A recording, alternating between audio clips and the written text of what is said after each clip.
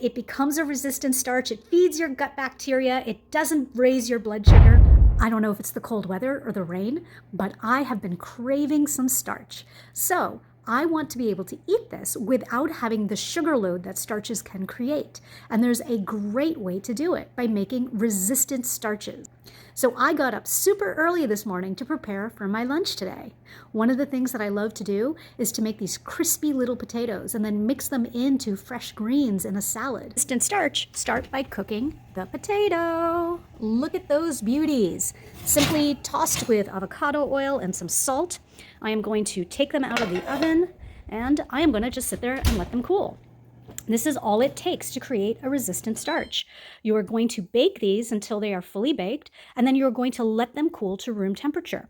You can store them in the fridge after that, or you can just leave them out. The point is once they're cooked and then they're cooled, they form what is known as a resistant starch. And a resistant starch is a starch that your body cannot digest. And that means that it's going to keep your sugar levels, your glycemic index low.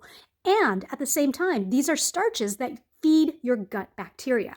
So it is actually good for your body. And this is what we can do with some of these foods that we crave and eat them in a healthy way. So what am I going to do? I'm going to toss this into a salad and I'm going to have an incredible lunch. The beautiful thing about a resistant starch is that once it is cooled, then you can reheat it and it will still be a resistant starch. So sometimes I like to have the potatoes warm. Sometimes I don't mind them cold. It depends on what I'm feeling in the moment.